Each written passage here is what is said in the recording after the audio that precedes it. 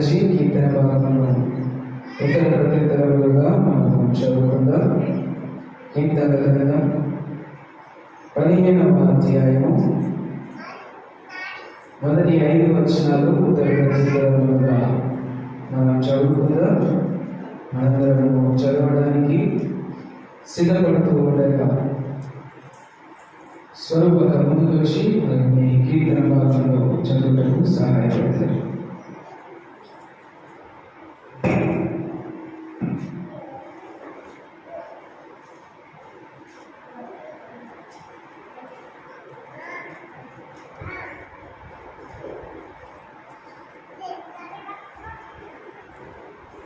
కీర్తనల గ్రంథం 15వ అధ్యాయం. యెహోవా నీ గుడారంలో అతిథిగా ఉండదైన వాడెవడు? నీ పరిశుద్ధ పర్వతం మీద నివసించదైన వాడెవడు? యథార్థమైన ప్రవర్తన కలిగి నీతిని అనుసరించి అట్టివాడు నాలుగుతో కొండలాడు, తన చెలికానికి కీడు చేయడు, తన పొరుగువారి మీద నింద మోపడు.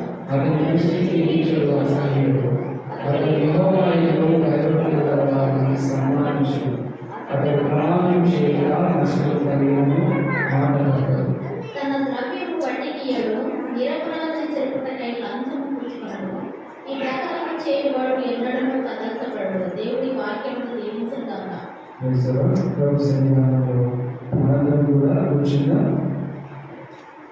అనంతరం కూర్చొని ఉండగా ఈ యొక్క వాక్యము మనము ధ్యానించడానికి సిద్ధపడదాం.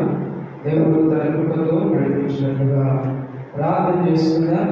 ప్రతి ఒక్కరు కళ్ళు వచ్చినట్లయితే దేవుడు ఈ వాక్యం ద్వారా మనందరితో మాట్లాడినట్లుగా మనం ప్రార్థన చేసుకున్నా. ప్రతి ఒక్కరు కళ్ళు వచ్చినట్లయితే పాపాలు ఏమీ ప్రార్థన నడిపిస్తారు.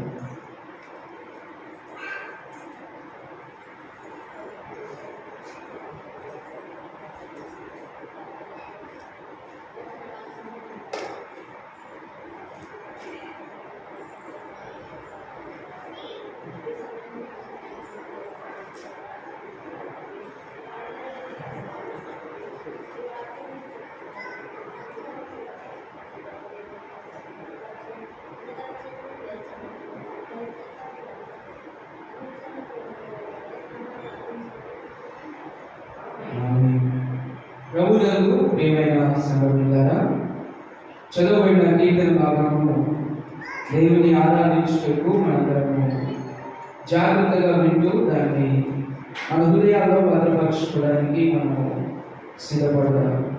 దేవుని బిడ్డలారా, కీర్తన గ్రంథము 15వ అధ్యాయం. ఈ 15వ అధ్యాయము దావీదు భక్తుడు రచించినటువంటి కీర్తనగా చరిత్రకారులు చెబుతారు. దరిద్రంలో ఉన్న పరిస్థితులన్నీ కూడా దావీదు భక్తులకు అనుసంధానముగా ఉంటాయి. అయితే దావీదు భక్తుడు చాలా మంచి విషయాలను ఈ 15వ అధ్యాయంలో రాయించి పెట్టాడు. కొన్నిసార్లు ఈ కీర్తన ఆలోచన చేస్తూ ఉంటే భయం అనిపిస్తుంది. ఏమనిపిస్తుంది? ఆలోచిస్తే భయం అనిపిస్తుంది. చదివి వదిలిపెడితే భయం అనిపించదు. దాన్ని ఆలోచించి దాని ప్రకారం జీవించడానికి ప్రయత్నం చేస్తే భయం అనిపిస్తుంది. ఎందుకు అనంటే చూడండి, మొదటి వచనంలో దావీదు భక్తుడు ఒక ప్రశ్నను మన ముందు ఉంచుతూ ఉన్నాడు. మొదటి వచనంలో మనం చూస్తే, యెహోవా నీ గుడారంలో అతిథిగా ఉండదగిన వాడెవడు? దేవుని బిడ్డలారా, గుడారము అన్నాడు. దావీదు ఈ కీర్తన రాసేసరికి దేవునికి స్థిరమైన మందిరం లేదు. వాళ్ళు మందసంలో మోసుకుంటూ తీసుకుంటూ ఎక్కడ నిలబెడితే అక్కడే మందిరం, ఎక్కడ దానికి గుడారం వేస్తే అక్కడే మందిరం. మరి ఆ మందిరంలో నిలవదగిన వాడెవడు, లేదా అతిథిగా ఉండదగిన వాడెవడు? దేవుని బిడ్డలారా, అప్పుడు గుడారము, ఇప్పుడు మందిరం. ఇప్పుడేంటి? మందిరం. దావీదు భక్తుని యొక్క ప్రశ్నలో చాలా అర్థం ఉన్నది. ఇక్కడ ఏమంటున్నాడంటే, నీ మందిరంలో, గుడారం అంటే మందిరం, నీ మందిరంలో అతిథిగా ఉండదగిన వాడు ఎవరు? ఎవరు ఉండగలరు దేవుని మందిరంలో అతిథిగా అనే మాటను ఇక్కడ దావీదు భక్తుడు ప్రశ్నిస్తూ ఉన్నాడు. ఒక ప్రశ్నే కాదు, రెండవ ప్రశ్న కూడా అడుగుతూ ఉన్నాడు. చూడండి, రెండవ ప్రశ్న ఏమంటున్నాడు? నీ పరిశుద్ధ పర్వతం మీద నివసింపదగిన వాడెవడు? ఇశ్రాయేలీయులు నడుస్తున్నప్పుడు మోషేకు దేవుడు ప్రత్యక్షమైనటువంటి సీయోను పర్వతం గురించి మాట్లాడుతూ ఉన్నాడు. ఆ పర్వతం మీదకి ఎవరు మీరు రావద్దన్నాడు దేవుడు. ఒకవేళ గీత దాటి మీరు అడుగు వేస్తే అదే మీకు చివరి క్షణం, చివరి రోజు అని జ్ఞాపకం చేశారు. అటువంటి పరిశుద్ధ పర్వతం మీద నివసింపదగిన వాడెవడు అని ప్రత్యేకంగా ప్రశ్నిస్తూ దావీదు భక్తులు మన ముందు చాలా విషయాలు వచ్చారు. ఈరోజు ఈ కీర్తనను ఆలోచన చేస్తూ ఉంటే ఈ ప్రశ్నలు అనేవి దేన్ని సూటిగా సూచిస్తున్నాయి అంటే, స్ట్రైట్ గా మాట్లాడుతున్నాం, దేన్ని సూచిస్తున్నాయి అంటే మన క్యారెక్టర్ని సూచిస్తున్నాయి. దేన్ని అర్థమైనా? వ్యక్తిత్వం, మన వ్యక్తిత్వాన్ని చూపిస్తూ ఉన్నాయి. స్ట్రైట్ గా ఒకవేళ మాస్టర్ ప్రళయం ఉన్నాడు అనుకోండి, యెహోవా నీ గుడారంలో అతిథిగా ఉండదగిన వాడిగా ప్రళయం ఉన్నాడా? దేవుని పరిశుద్ధ పర్వతం మీద నివసింపదగిన వాడిగా ప్రళయం ఉన్నాడా? సూటిగా క్యారెక్టర్ ని ప్రశ్నిస్తూ ఉన్నాడు దావీదు భక్తుడు. రెండవ వచనం నుంచి దేవుని బిడ్డలారా 5వ వచనంలో మొదటి భాగం వరకు సమాధానం చెబుతున్నాడు దావీదు భక్తుడు. ప్రశ్నించడం మాత్రమే కాదు, ప్రశ్నకు సమాధానం కూడా చెప్తూ ఉన్నాడు. ఎలాంటి సమాధానం చెప్తున్నాడు? 2వ వచనం, యథార్థమైన ప్రవర్తన కలిగి నీతిని అనుసరించుచు హృదయపూర్వకముగా నిజము పలుకువాడే. చూడండి మొదటి మాట, యథార్థమైన ప్రవర్తన కలిగి అంటే మంచి క్యారెక్టర్ కలిగి నీతిని అనుసరించు హృదయపూర్వకంగా నిజం పలికిన వాడికే ఆ హక్కు ఉంటుంది, ఇంకెవరికి లేదు. ఇంకా కొంచెం దీనికి 2వ వచనం 3వ వచనంలోకి మనం వెళ్తే, అట్టివాడు నాలుకతో కొండెములాడడు. అట్టివాడు నాలుకతో కొండెములాడడు. ఎవరు? దేవుని మందిరంలో, దేవుని గుడారంలో నివసింపదగిన క్యారెక్టర్ కలిగిన వాడు నాలుకతో కొండెములాడడు. అంటే ఇక్కడ ₹1 అంటుంటే బయటికి పోయి ₹10 మాట్లాడాలి. జ్ఞాపకం చేసుకో, స్ట్రైట్గా చెప్తున్నా. ఇక్కడ ₹1 అంటుంటే బయటికి పోయి దాన్ని ₹10 చేసి దాన్ని నాలుగుతో కొండెములాడడం అంటారు. తర్వాత తన చెలికానికి కీడు చేయడు. చెలికాడు అంటే స్నేహితుడు, తనను నమ్మినటువంటి వ్యక్తి. తన విషయాలన్నీ బయటికి చెప్పినప్పుడు ఈ విషయాలన్నీ మోసుకొని పోడు. ఏంటంటే మావుడే, నేను చెప్తే వింటాడు, అవన్నీ దగ్గర పెట్టుకుంటాడు, నాకు సపోర్ట్గా నిలబడతాడు అనుకుంటే నేను చెప్పినవన్నీ మోసుకెళ్తాడు. అదే మాట జ్ఞాపకం చేస్తున్నాడు. తన చెలికానికి కీడు చేయడు. 4వ వచనం 3వ వచనం తర్వాత, తన పొరుగువాని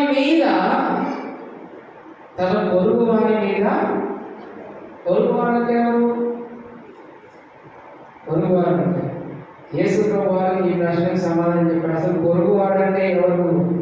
పొరుగువాడంటే జాతి చూడరు, మతం చూడరు, కులం చూడరు, పెద్ద చూడరు, చిన్న చూడరు, ఎదురుగా ఉన్న వ్యక్తిని పొరుగువాడిగా భావిస్తారు. అతడు కష్టాల్లో ఉంటే సహాయం చేయాలి. అదే మాట అంటున్నాడు, తన పొరుగు వాడి మీద నింద మోపడు. జ్ఞాపకం చేస్తున్నాడు. 4వ వచనం, అతని దృష్టికి నీచుడు అసహ్యుడు. వెరీ బాగుంది. నీచుడిని అసహించుకుంటున్నాడు. మరి అసలు నీచుడిని అసహించుకునేంత పరిస్థితి ఉందా అనేది కూడా పరీక్షించుకోవాలి. తర్వాత అతడు యెహోవా యందు భయభక్తులు గలవారిని ఎవరిని సన్మానిస్తాడు? దేవుని మీద భయము భక్తి కలిగి ఎవరైతే బ్రతుకుతారో వారికి మంచి మర్యాదనిస్తాడని జ్ఞాపకం చేస్తున్నాడు. ఎవరితను? దేవుని మందిరంలో దేవుని పరిశుద్ధ పర్వతం మీద ఉండదగిన వాడు. నాలుగవ వచనం చివరి మాట.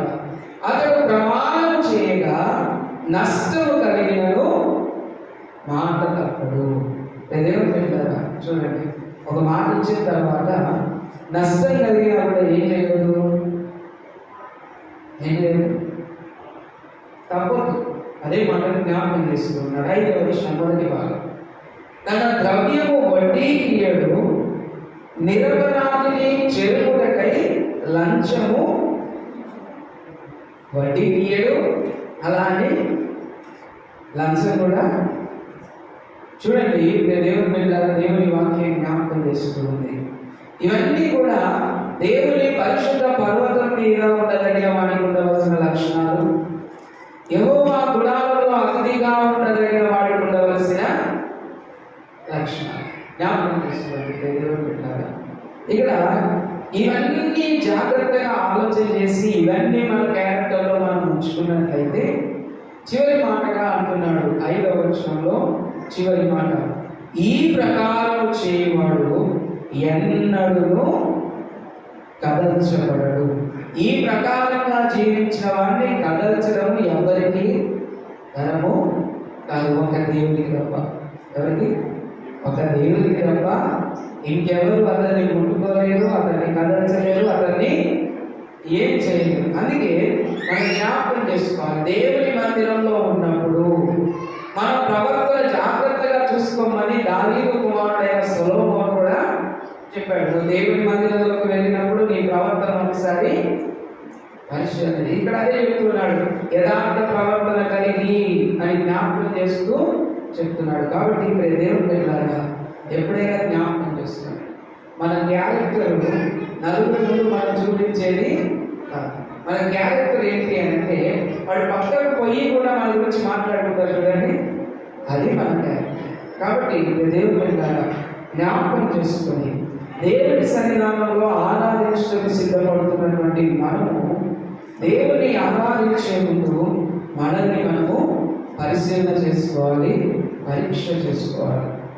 నూతన నిబంధనలో జ్ఞాపకం చేస్తాడు, నీవు నీ అర్పణ వేసేటప్పుడంట నీ సహోదరునితో కానీ నీ పొరుగు వారితో కానీ నీకు తెలిసిన ఎవరితోనైనా నీకు విరోధం ఉంటే నీ అర్పణ అక్కడ వెళ్ళి పోయి వాటితో ఫస్ట్ సమాధానం.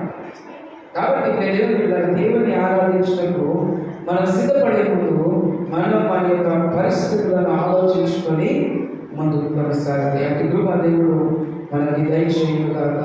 ప్రభు సన్నిధానంలో మనందరం కూడా లేచి నిలబడి దేవునికి కృతజ్ఞత స్తుతులు మనము చెల్లించుదాం. గడిచిన వారమంతయు దేవుడు తన కృపలో కాచి కాపాడి బలపరిచి ఈ దినము మనందరికీ ఆయన అనుగ్రహించాడు.